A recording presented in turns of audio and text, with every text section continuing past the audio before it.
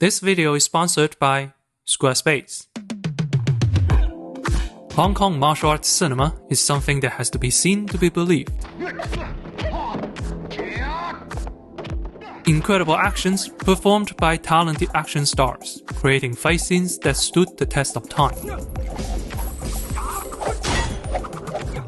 It is so damn good. Even if you search bad Hong Kong fight scenes, you still only see good ones. Luckily, your favorite asshole is here to rectify this. Around the turn of the millennia, Hong Kong experimented with a new form of action.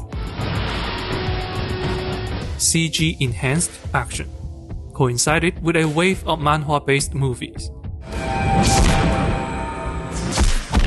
The result is some hilarious fight scenes that also has to be seen to be believed.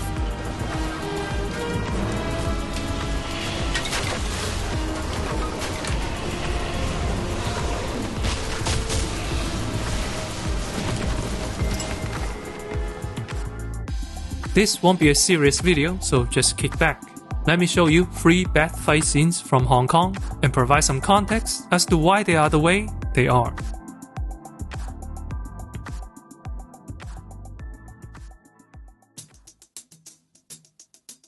First up, Dragon Tiger Gate. Based on a manhwa by Tony Wong, this adaptation is directed by Wilson Yip and starring Donnie Yen. The duo had previously collaborated on SPL and would go on to create the Ip Man series. With talents like that, how can this possibly be bad? Dragon Tiger Gate is a surreal mix of wuxia and gangster, triads with kung fu basically. In the film, 2 brothers got separated since their childhood. Dragon grew up to be a triad member, Tiger, on the other hand, joined a kung fu academy. As they reconnect, their conflicting loyalty brings 2 factions into an all-out war. Blood, death, and vengeance ensure. It's a story with way too much cheese and nowhere near enough emotion to support it. This movie actually has some pretty fantastic action.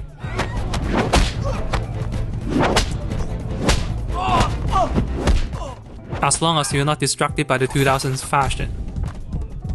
If you are here for just the fight, 90% of the movie is perfectly serviceable.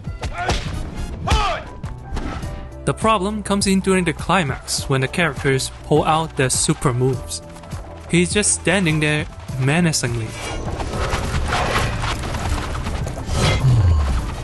Are you thrilled yet? When the CGI takes over, it really takes over. It becomes a show of 2 douchebags staring at each other, and all you get is some flashy VFX. In other words, the film thinks the CGI alone will be enough to entertain, which unfortunately was a fairly common mindset back then. Just a few years before this film, the Matrix trilogy came to an end. The series is arguably the first example of combining Hong Kong-style action with Hollywood VFX. Digidoubles allow actors to perform impossible actions. Around the same time, Stephen Chow's Kung Fu Hustle proved that computer-enhanced action is achievable in Hong Kong. With Dragon Tiger Gate being a manhwa adaptation, the filmmakers likely saw it fit to give this style a shot too.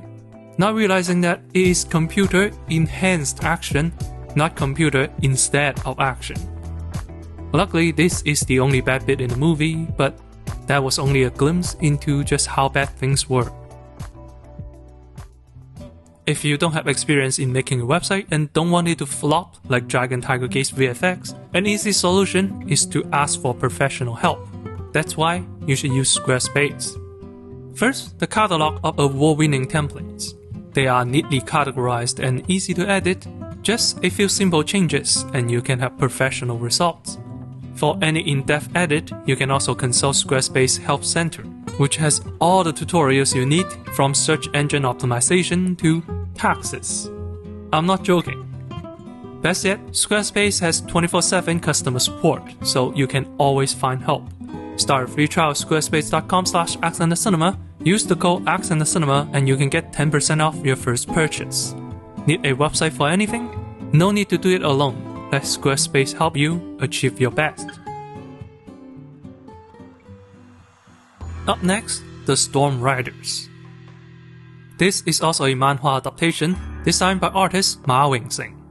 Director Andrew Lau is no stranger to manhwa, as he previously directed the Young and Dangerous series. He would go on to direct the Infernal Affairs trilogy, so a pretty big name. The Storm Riders is a fantasy wuxia movie aesthetically similar to 90s wuxia films like The Swordsman. But instead of pyrotechnics, it's mostly CGI.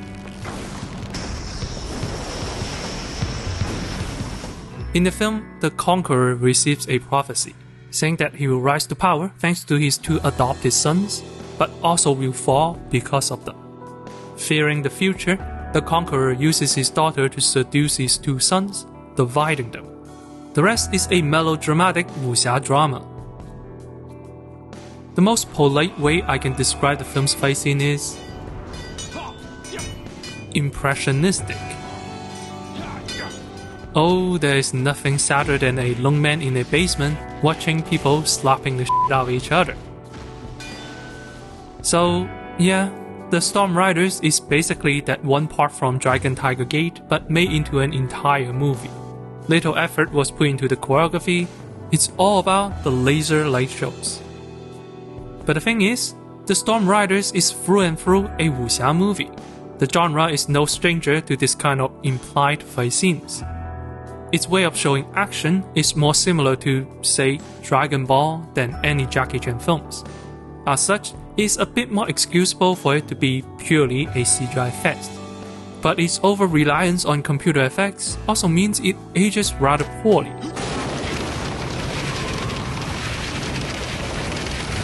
In the late 90s, Hong Kong cinema began to show signs of struggling.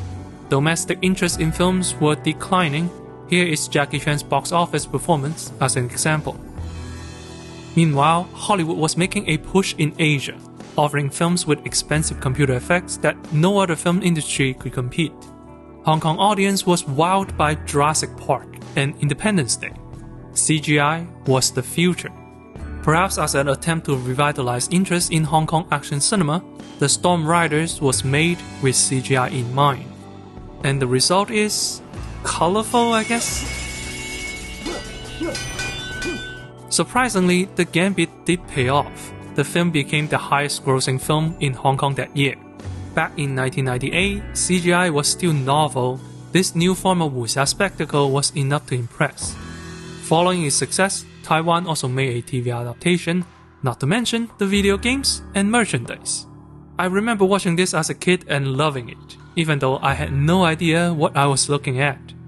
Honestly, 25 years later, I still have no idea.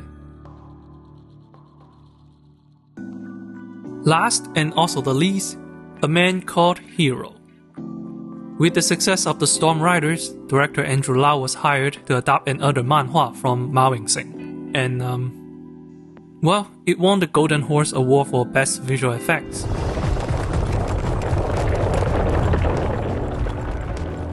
After seeking revenge against a foreign gang for killing his family, Hero fled to America, leaving his pregnant wife behind. Years later, Hero's son pursues him, and on his journey, he encounters many people whom Hero helped.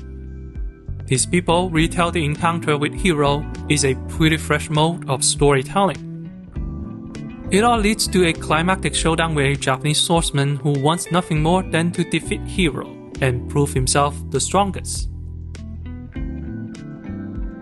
So, I think after The Storm Riders, Andrew Lau wanted to one-up the VFX and ended up flying way too close to the sun. The result is Hong Kong action cinema at its most lost and confused. It's really the silly physics and the fast forward that makes this movie unintentionally funny. But wait, that's not the bad part. This is.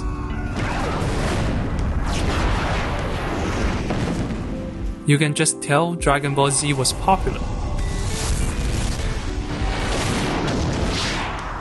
At the beginning of the video, I said Hong Kong action films stood the test of time. This is the opposite of that.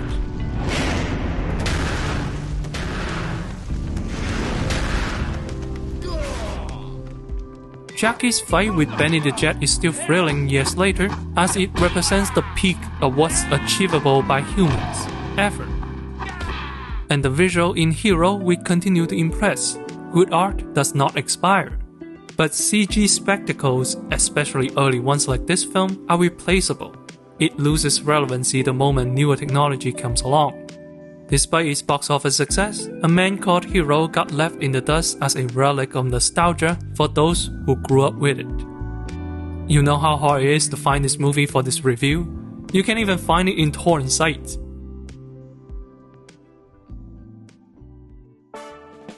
In an attempt to catch up, Hong Kong cinema seemed to have lost its identity.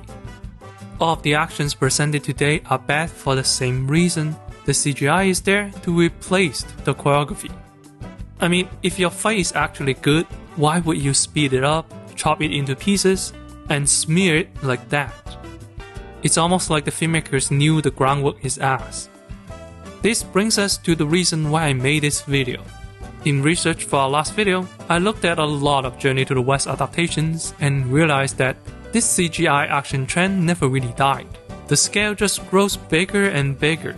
And the more I look at it, the more I realize my problem isn't that the CGI looks bad, but rather, I'm just disappointed that I don't get to see actors act anymore. It's the same reaction I have when watching this scene from The Matrix Reloaded. The moment it switched to a digidouble, I just zoned out. I know I sound like an old man yelling at clouds, but like, is it really that much to ask for an action movie to have action?